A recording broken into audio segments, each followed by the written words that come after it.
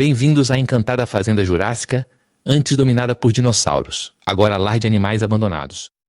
Conheça 3 cães corajosos, Tico, Teco e Bidu, e 4 gatos peculiares, Catrino, Negão, Gravatinha e Coraline. Mas espere, os olhos deles não são normais. São botões brilhantes, como brinquedos de pelúcia ambulantes. Sem humanos, sem potes de comida, nem latas de atum. Viraram especialistas em sobrevivência, caçando insetos gigantes. Claro, eles discutiam para ver quem pegava o maior inseto. Sparrow sempre era a Coraline. E apesar de tudo, encontraram a alegria.